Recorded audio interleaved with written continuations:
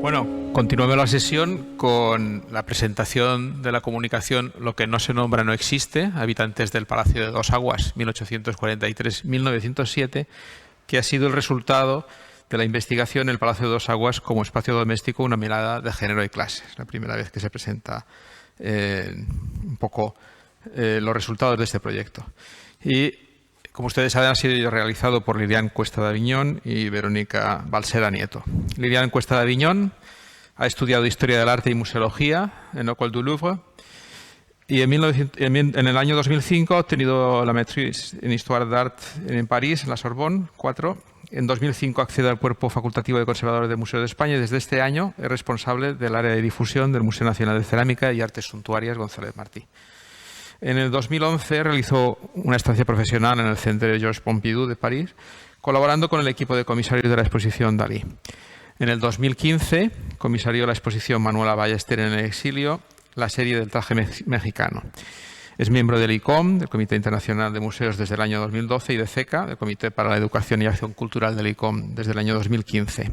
Miembro también del Grupo de Trabajo Museus i Gènere, de la Xarxa de Museus d'Història i Monuments de Catalunya, del proyecto Relecturas, itinerarios museales en clave de género, de la Universidad de Valencia, y colabora en el proyecto internacional WOMS Legacy, de la Diputación Foral de Vizcaya. Ha coordinado los números monográficos del ICOM CE Digital, revista del Comité Español del ICOM, Museos de Género y Sexualidad, en el año 2013, y Museos de Género y los Hombres, en el año 2019. Y ha publicado varios artículos sobre museos y género, entre ellos en el número monográfico de la revista del ICOM, Museum International Museums and Gender, en el año 2020. Verónica Balsera Nieto, licenciada en Historia por la Universidad Complutense de Madrid, máster en Arqueología por la Universidad Autónoma de Madrid. En 2010 inició su carrera profesional como contratada predoctoral en el Instituto de Historia del CSIC, donde desarrolló su tesis doctoral. En el año 2017 se doctoró en Prehistoria y Arqueología y Patrimonio en la Universidad Autónoma de Madrid.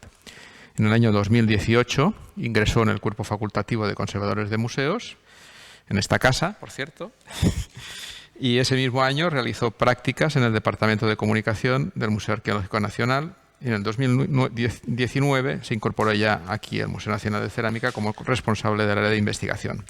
En ese puesto llevó a cabo tareas de catalogación de fondos museográficos y coordinó, junto a Lilian Cuesta, el proyecto Palacio de Dos Aguas, una mirada de género y clase.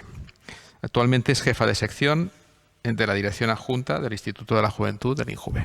Pues nada, cuando queráis.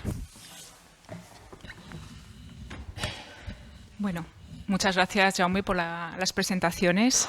Bueno, nosotras vamos a presentar efectivamente, digamos, los resultados de una investigación llevada a cabo dentro del proyecto que ya hemos mencionado y presentado esta mañana, relativa a una investigación en el Archivo Municipal de Valencia en la serie de Padrón de Habitantes, sobre los habitantes del Palacio de Dos Aguas en la segunda mitad del 19, en grandes rasgos. Hemos titulado nuestra ponencia, como la subdirectora general mencionaba esta mañana, con esta cita del filósofo George Steiner, que además ha sido adoptada por las historiadoras feministas para recalcar precisamente la invisibilización de las mujeres y también de otros colectivos discriminados a lo largo de la historia, ¿no? Porque de hecho nuestra investigación trata de eso, de sacar del anonimato a personas que hasta ahora no tenían nombre. Bueno, hemos dividido nuestra ponencia en tres partes. Una primera parte que es para explicar un poco, bueno, el contexto histórico y sobre todo lo que ha motivado la puesta en marcha de este proyecto en 2020 y las premisas desde las cuales partíamos con esta doble perspectiva de género y clase.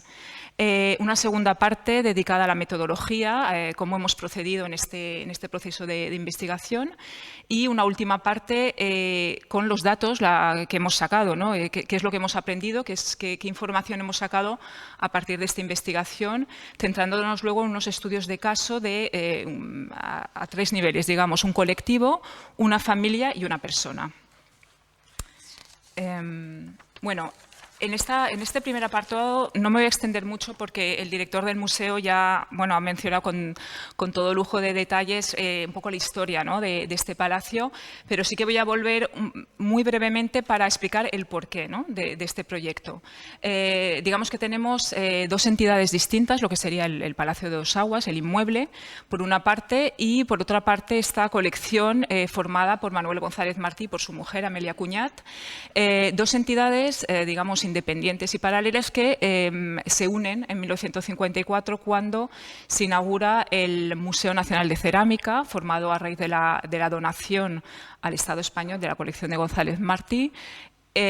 Como decía, se inaugura en esta sede, ¿no?, del Palacio de Dos Aguas en 1954, con dos reformas sobre las cuales volveré un poquito más adelante. Bueno, como comentábamos, sin detenerme mucho más, sabemos que el Palacio de Dos Aguas es de origen gótico, perteneciente a la familia Rabasa de Perellós, y que ha sufrido diversas obras, ¿no?, y reformas en su interior y en su exterior también. Una de ellas, y de la cual nos quedan además vestigios y elementos que podemos ver aún hoy en día, es la que llevó a cabo el tercer marqués de Dos Aguas en el siglo XVIII y de la cual nos han quedado, sobre todo, entre otros elementos, la portada de alabastro que han podido admirar al entrar dentro del museo y la cúpula que cerraba la escalera principal de acceso a la planta noble, en la cúpula que se encuentra hoy en día in situ en la segunda planta, pero que no se puede ver porque en el siglo XIX se hizo un nuevo techo, un nuevo forjado que la tapa, pero la cúpula se ha conservado. Habrá ambas obras, además, de Hipólito Rovira e Ignacio Vergara. Pero realmente el aspecto que nos ofrece hoy en día, que el público visitante cuando viene al museo puede ver, es el del palacio de la segunda mitad del siglo XIX, digamos lo resultante de una reforma llevada a cabo por el séptimo marqués de Dos Aguas, Vicente d'Así, del cual también se ha hablado bastante anteriormente, que llevó a cabo una gran reforma del palacio cuando ya se aclaró este litigio que comentaba José Luis García, y entonces el aspecto en cuanto a decoración, en cuanto también a distribución de los espacios, corresponde a esta época, y por ello hemos centrado nuestro proyecto de investigación en esta época, porque es el que el público visitante puede ver hoy en día y puede llegar a entender mejor. Aquí tenemos dos imágenes del patio por el cual han pasado esta mañana y donde se han acreditado. Una imagen de los años, aproximadamente de los años 30, que nos ofrece una visión del palacio como debía estar en esa época, antes de las reformas y antes de estar en un estado de casi ruina, como podemos observar en la foto de la derecha, ¿no?, con un estado de abandono bastante importante debido a estas digamos, vicisitudes de la familia, de esta dispersión del patrimonio, el abandono por parte de la familia que se había trasladado a vivir a Barcelona. Como decía, la otra entidad, digamos, paralela es esta colección de cerámica que van formando el matrimonio formado por Manuel González Martí y Amelia Cuñat Monleón, colección que en un principio estaba visible, podía visitarse incluso por pequeños grupos que lo reservaban, digamos, lo concertaban con antelación. Estaba instalado en el propio domicilio de los coleccionistas y que en el Palacete Barberá, aquí en Valencia, y que a partir de la inauguración del museo en esta sede ya pasó a mostrarse en un lugar público. Entonces me gustaría detenerme un poco en esta reforma que tuvo lugar entre los años 50 y 54, estas reformas previas a esta inauguración, porque alteraron de manera bastante importante lo que debía ser la distribución de los espacios y el aspecto, en parte, del aspecto de la decoración interior. Voy a mencionar algunos ejemplos. Por ejemplo, el ejemplo, yo creo que quizás más llamativo, es este espacio que aparece Vale, sí. Aparece encuadrado, que es la actual Sala Pinazo, llamada anteriormente Sala Gótica por exponerse las colecciones de azulejería gótica de González Martí, como pueden ver en la imagen superior. La imagen inferior es la que muestra el estado actual, pero realmente este espacio estaba formado por varias estancias alrededor de este pequeño patio en la parte oeste, que ahora está ocupado por una escalera de emergencias, y un pasillo que parecía comunicar el oratorio con la actual sala, la antecámara o sala de confianza. Bueno, pues todo este espacio, esto desapareció, la decoración original tampoco se ha conservado, ahora vemos unos elementos que añadió González Martí. Otros ejemplos, por ejemplo, fue un cambio en las distribuciones y en los accesos a las salas, como vemos en estas dos partes que están rodeadas, en el acceso entre la sala de porcelana, la salita de porcelana y el actual tocador de diario. Había una pequeña puerta que comunicaba, hoy en día está como tapada, digamos, y el tocador de lujo, el espacio, digamos, reservado al uso de la mujer, de la familia, se accedía únicamente por la sala de porcelana. Hoy en día hay otra apertura, si en algún momento, bueno, si conocen el palacio o hacemos alguna visita lo verán, que comunica con la antecámara. Esa puerta antes no existía. Con lo cual también es importante porque los temas de los accesos también nos hablan del grado de privacidad o publicidad que podía tener un espacio, ¿no?, dentro de la casa.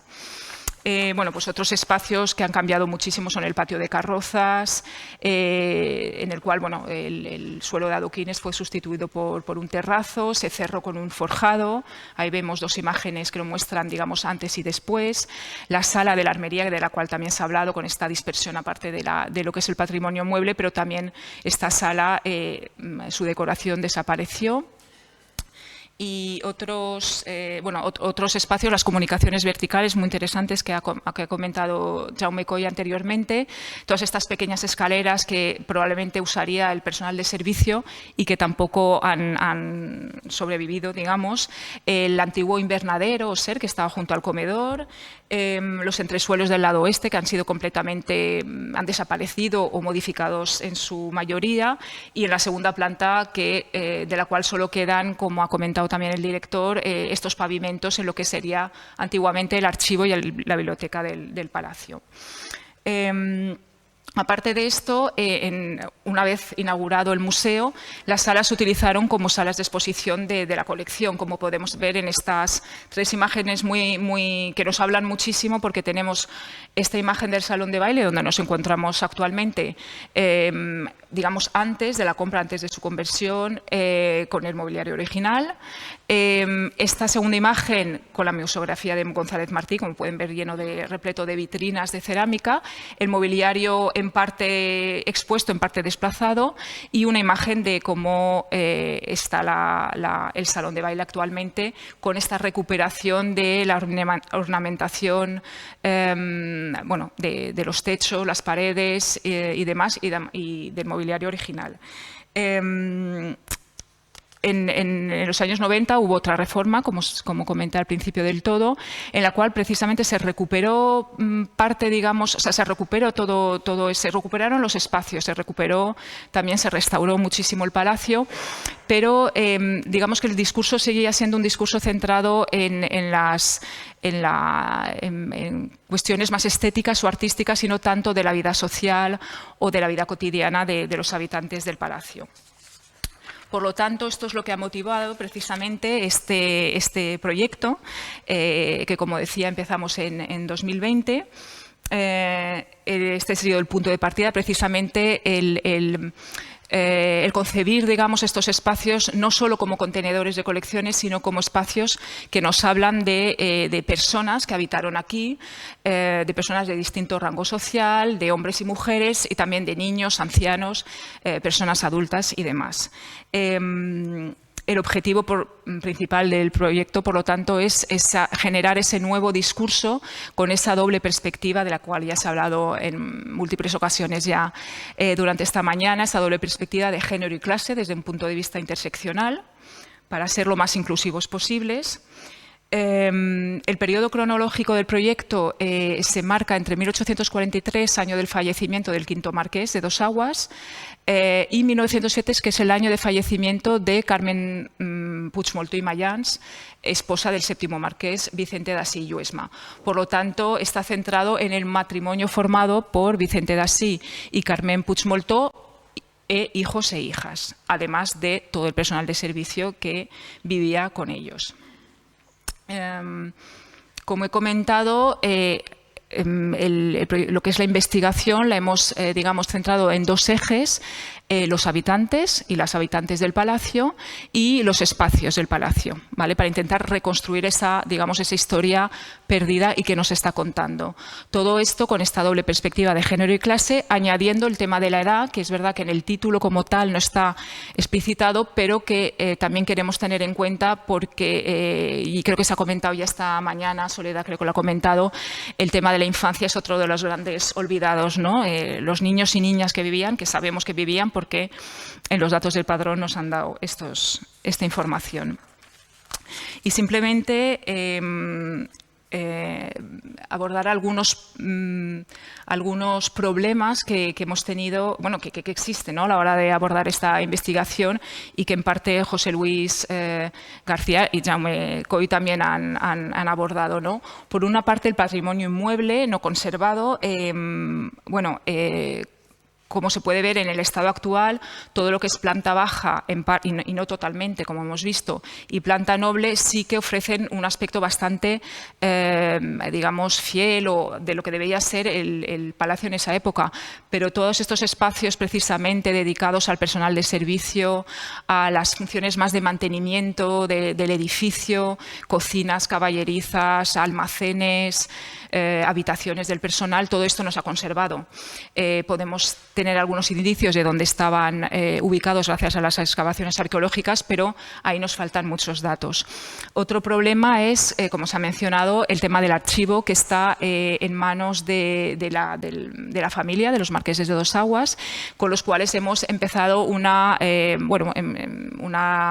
digamos, un contacto para precisamente poder colaborar con ellos y obtener mayores datos, porque bueno, pues los archivos sabemos que son una gran fuente de datos documentales para poder reconstruir este tipo de historias.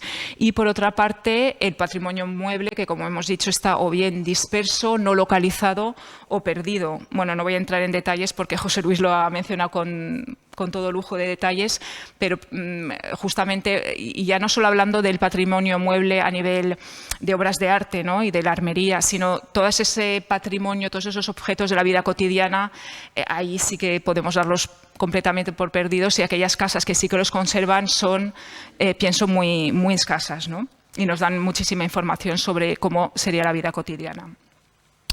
Y para finalizar esta parte, simplemente abordar las premisas desde las cuales hemos, digamos, abordado esta investigación. Hicimos una reflexión, Verónica y yo, porque vimos que los términos doméstico y género dentro de un mismo título podía generar una serie de confusiones, ¿no? Podía ser en cierta medida peligroso por asociar lo doméstico exclusivamente a aquellas tareas de mantenimiento que decimos de mantenimiento de la vida, del espacio exclusivamente privado, y por asociar el término de género erróneamente, obviamente, a las mujeres, cuando sabemos que es una construcción cultural y que es una herramienta de análisis histórico, ¿no? Entonces, nos parecía necesario un poquito explicar por qué habíamos llamado así el proyecto y desde dónde partíamos. Y bueno, en una serie de premisas para precisamente, de alguna manera, matizar y cuestionar esta dicotomía público-privado que esta mañana Soledad mencionaba, matizarla un poco, ¿no? A través de una serie de premisas. La primera, el espacio doméstico no era el espacio asignado a todas las mujeres. Bueno, la historiadora Gerda Lerner fue la primera que cruzó precisamente esta perspectiva de género con la de clase y, sobre todo, hablando de ese contexto del siglo XIX y de la era industrial, en la cual mujeres pues de clase social baja que se veían obligadas a trabajar fuera de casa, pues tenían que hacerlo, ¿no? Con lo cual, cuando hablamos de domesticidad y de ese espacio privado de las mujeres, estamos hablando de las mujeres de una cierta clase social y del ideal burgués, de la mujer burguesa del siglo XIX, ¿no? Este ideal, que bueno, está conformado por una serie de rasgos que creo que todos más o menos conocemos, mencionaba Soledad el término de ángel del hogar, ¿no? Pues uno de estos rasgos es precisamente la domesticidad. Pero para matizar todo esto hay que decir que en ese momento muchas mujeres estaban obligadas a trabajar fuera de casa.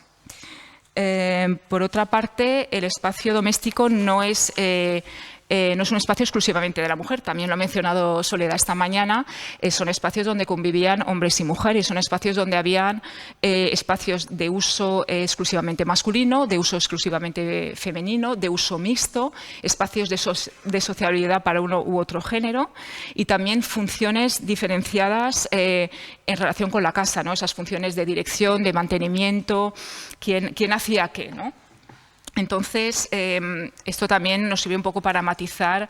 Aquí tenemos esta imagen que nos muestra un fumoir, ¿no? Que era un espacio junto con el billar y otros espacios que además se mencionarán mañana en un par de ponencias de uso más masculino.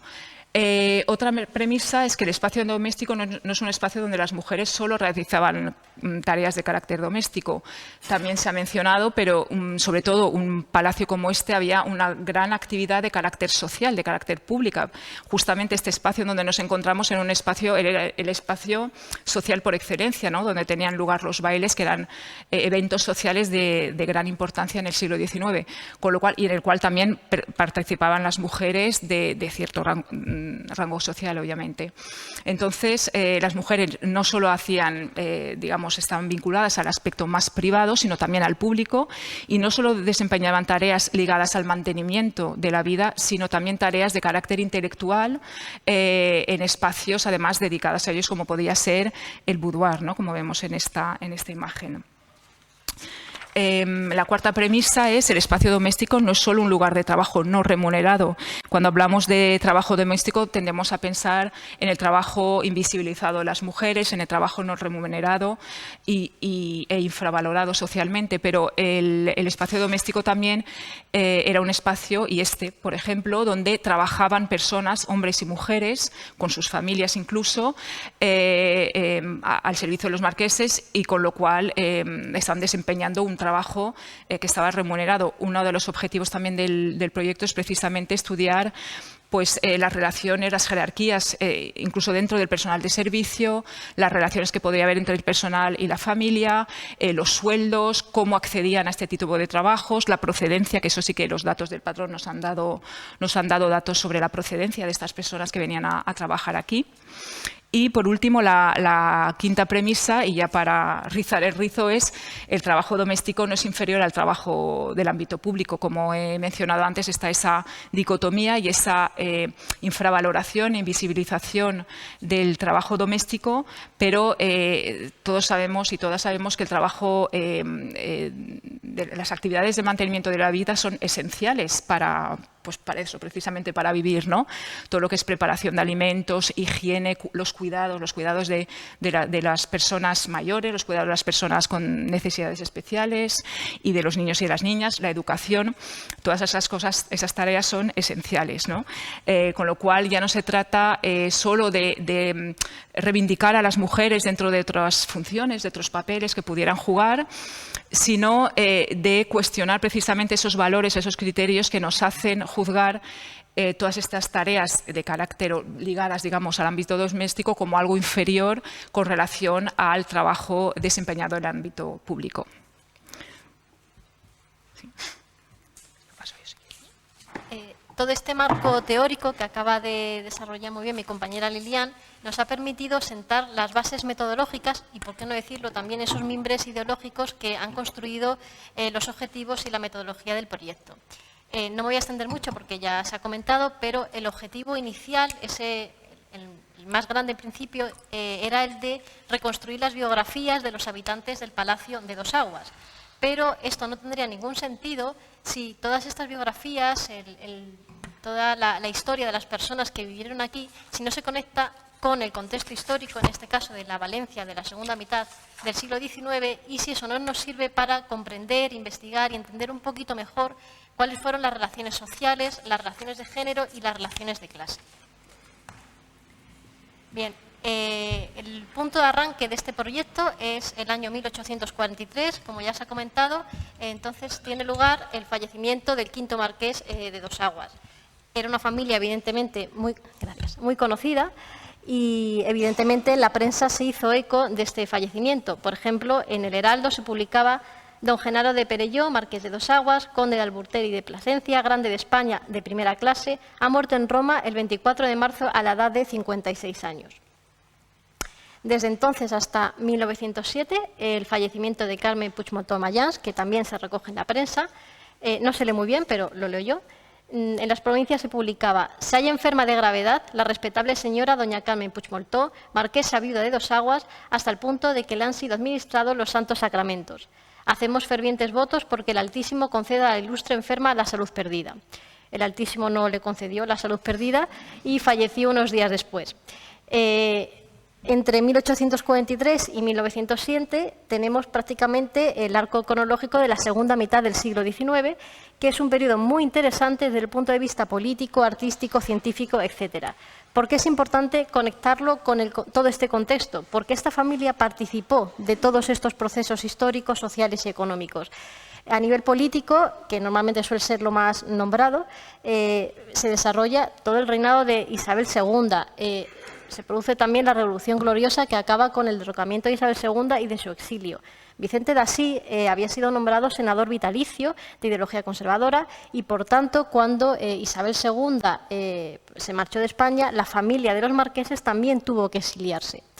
Después tiene lugar el sexenio democrático. Estamos hablando también de una familia que asiste a la instauración de la Primera República y después a la restauración borbónica. Y, como digo, participan de todos estos procesos políticos. Pero no solamente tienen lugar acontecimientos de primer nivel político, sino también artístico. Es la época donde se desarrolla el romanticismo, las arts and crafts y, por supuesto, tiene un gran desarrollo la fotografía. En el contexto de este proyecto, de hecho, vamos a presentar fotografías de habitantes del palacio.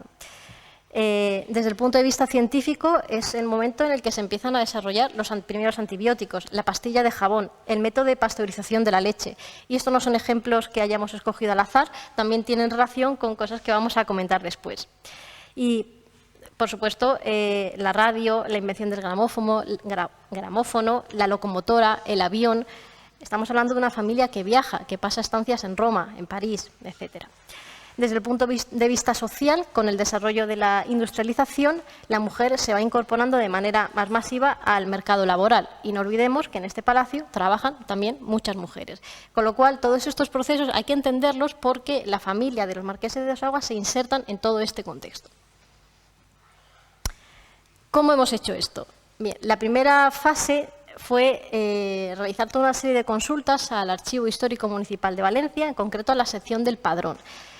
Como veremos a continuación, ha sido nuestra principal fuente de información, pero no solo, también hemos acudido a la hemeroteca histórica y, evidentemente, a la consulta de bibliografía científica específica y también algunos testimonios de descendientes de aquella época que trabajaron aquí, como veremos después. Con toda la información que hemos podido recopilar del padrón, realizamos una base de datos, después de la transcripción de esos documentos, naturalmente, una base de datos en la que la perspectiva no era volcar toda la información, sino volcarla de una forma que nos permitiera después hacer análisis a distinta escala y que nos permitiera investigar sobre las relaciones sociales y familiares, aplicando, por supuesto, la perspectiva de género y la perspectiva de clase como categorías de análisis histórico. Cuando accedemos al padrón, nos encontramos que está estructurado en toda una serie de libros, año a año, organizados por barrios, por calles, por manzanas.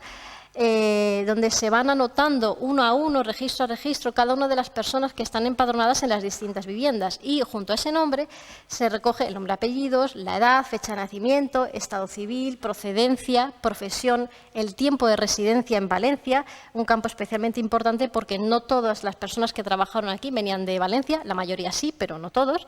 Y también campos interesantes como si saben leer o escribir y algunas observaciones y notas del registrador.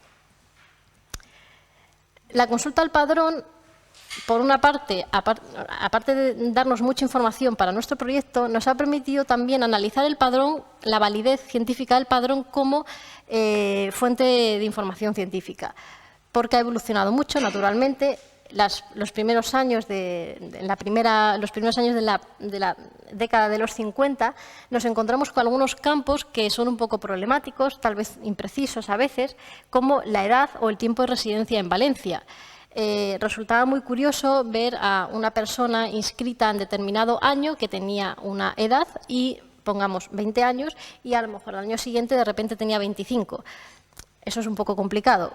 Pero cuando se analiza y se compara, se rastrea a esa persona a lo largo de los años y se establece una especie como de análisis comparativo, se puede ir ajustando este tipo de campos. Con respecto a la profesión, a veces también resulta un campo un poco impreciso, porque en muchas ocasiones nos encontramos que una persona está anotada como sirvienta, por ejemplo. Pero a lo mejor al año siguiente el registrador ha sido un poquito más riguroso y especifica que es cocinera. Entonces, conforme avanzamos en el tiempo, vemos cómo podemos ir reconstruyendo poco a poco esa biografía de esas personas gracias a un análisis completo de todo el padrón. Y como decía, el padrón evoluciona y conforme nos acercamos ya al siglo XX va añadiendo campos nuevos que al principio no estaban, como por ejemplo la fecha de nacimiento, que nos permite calibrar un poquito mejor la edad. Y también se introduce ese campo sobre ¿sabe leer y escribir esta persona que estamos registrando? Este campo es especialmente interesante para hacernos preguntas sobre, por ejemplo, el nivel cultural o educativo que tenían las personas en función de su clase social. Bien, con todo esto podemos aportar una serie de datos y aspectos generales. Voy a ser muy breve y voy a dar poquitas cifras que creo que son muy interesantes para ver por qué proyectos como este son necesarios. Si uno hace un análisis cuantitativo sobre todas las personas que estuvieron aquí en la segunda mitad del siglo XIX al servicio de los marqueses de Dos Aguas, nos da la cifra de 175 personas, es decir, de las cuales 102 eran mujeres y 73 eran hombres.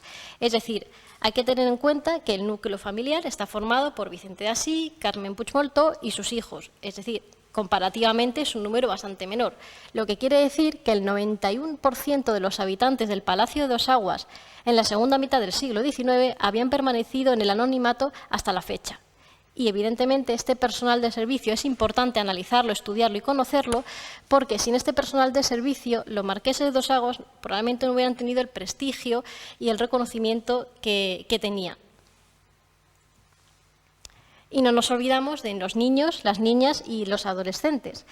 Si hacemos una foto, ¿no?, hacia el número de niños y niñas, excluyendo a los descendientes de los marqueses de Dos Aguas, tenemos que aquí vivieron, corrieron, jugaron 51 niños, niñas y adolescentes. 26 mujeres y 25 niños, 50%, que corresponden al 22% de los habitantes del Palacio de Dos Aguas durante la segunda mitad del siglo XIX. Es decir, que nos falta toda esa historia del palacio y es importante abordar este tipo de estudios. Bien, pasamos ahora a presentaros 3 casos de estudio a 3 niveles diferentes. El primero, un colectivo, las nodrizas. ¿Por qué las nodrizas? Son mujeres, normalmente son jóvenes. Y además mujeres trabajadoras, es decir, que tienen 3 sesgos clásicos, es como colocarles una capa de invisibilidad. Entonces, era importante traerlas aquí y presentarlas. Durante el siglo XIX se produce el desarrollo de la industrialización, lo que supone, como comentaba antes, la incorporación de la mujer al mercado laboral. Muchas de esas mujeres trabajaron como nodrizas y como niñeras. y no solamente trabajaron para familias de clase alta, aristocracia, etcétera, sino que muchas nodrizas también trabajaron como tal en casas de familias trabajadoras. ¿Por qué? Pongámonos el caso de una familia donde el hombre trabaja en una fábrica, la mujer puede que también, o puede que sea también nodriza, pero que tienen su propia descendencia. Necesitan también de los servicios de las nodrizas para poder amamantar a sus hijos. En esa época era bastante conocida por su calidad, en teoría, la leche de la nodriza pasiega. De hecho, la nodriza de Alfonso XII era una nodriza pasiega. Y es un fenómeno que se extendió en toda Europa. Aquí podemos ver, por ejemplo, las nodrizas en el Hospital de Viena. También fueron muy conocidas las nodrizas de la Inclusa de Madrid. O sea, trabajaban no solamente para familias particulares, sino también para todo tipo de instituciones de beneficencia y hospitales. Y esto va a ser así hasta aproximadamente la Segunda Guerra Mundial, momento en el que tiene lugar la comercialización de la leche en polvo gracias al invento del método de la leche pasteurizada. Aquí en España se empezó a comercializar la leche Pelargón, leche desecada para lactantes de la marca Nestlé, a partir de 1944, y eso supuso progresivamente el declive de las nodrizas como perfil profesional de las mujeres. ¿Había nodrizas en el Palacio de Dos Aguas? Por supuesto que sí. Gracias al padrón hemos podido poner nombre y apellido a 3 nodrizas. Carmen Samper Mirapeix entró a trabajar para la familia en el año 1854 en un palacete de la calle Caballeros, porque en esa época el palacio estaba en reformas. Cuando entró a trabajar era viuda, tenía 35 años y entonces los marqueses tenían 2 hijos, Genaro César, de 1 año, y Pascual d'Assí Puigmoltó, de 3 años. Es la primera vez que yo creo que se menciona a Genaro César, porque hasta ahora la verdad es que no lo conocíamos. No era uno de los, o sea, la marquesa tuvo más hijos de los que han llegado, de los que se mencionaba hasta el momento. La segunda nodriza entró a trabajar 2 años después, se llamaba Manuela Viguer, también era viuda y tenía 32 años. Estuvo al cuidado de César Enrique, de 1 año, también primera vez que se le menciona, María, de 1 año, y Pascual, que ya entonces tenía 5 años. Si nos fijamos en este esquema, vemos que Genaro César ya no aparece, probablemente falleció prematuramente. Unos años después, en 1861 y 1862, entró a trabajar María Mirabet. También era viuda, tenía 26 años y estuvo al cuidado de Luisa, que tenía 2 años, Sofía, 4 años, María, que ya tenía 6 años, y Pascual, que ya cumplía los 10 años. Si analizamos estos datos, podemos, grosso modo, establecer cuál fue el perfil de las nodrizas de la familia d'Assí Puigmoltó. Eran mujeres jóvenes, entre 25 y 35 años, viudas, y aproximadamente estuvieron trabajando aquí entre 1 y 2 años. Y qué casualidad que esto es el tiempo medio de lactancia en la época. Y además, cuando estaban aquí trabajando, había niños y niñas de esa edad, de 1 y 2 años. Eso nos lleva a pensar que tal vez eran mujeres que, evidentemente, los amamantaron, tenían descendencia propia y, claro, por tanto, tenían leche materna.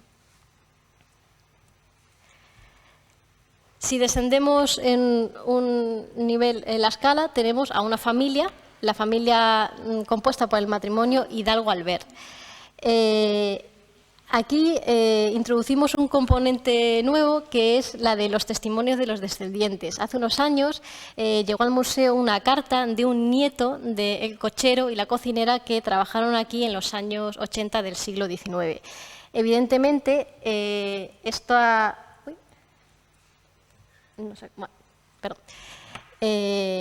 los datos que nos aportan en esta carta, que estaba acompañada también por fotografías, los hemos podido cuadrar también con la información del padrón. Y gracias a eso hemos podido elaborar el árbol genealógico de una familia y poner cara a alguno de esos personajes. Tomás Hidalgo Presencia, al que os presento aquí, en este retrato, fue cochero, entró a trabajar aquí en 1889. Sabemos que en 1880 había hecho el servicio militar en la Capitanía General de Valencia, y cuando entró aquí se casó con... aquí lo tenemos en su imagen vestido de cochero sobre una berlina en las caballerizas del palacio. Y bueno, y gracias a estas fotografías pues también podemos saber que había otro habitante muy simpático, que era un perrito, que podemos ver aquí en el patio.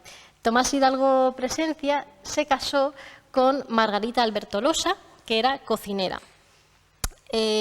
Fruto de este matrimonio nacieron 3 hijos, Francisco, Tomás y Salvador Hidalgo Albert.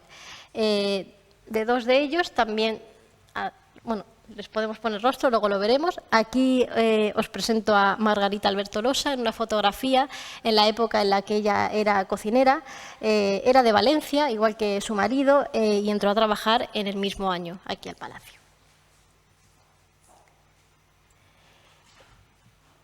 Y estos eran 2 de sus hijos, Francisco Hidalgo Albert, vestido como componente en los Milagros de San Vicente en el altar de la Plaza del Mercado, y a su lado Salvador Hidalgo Albert, el día de su primera comunión. Sabemos que estos 3 niños nacieron aquí, en el Palacio.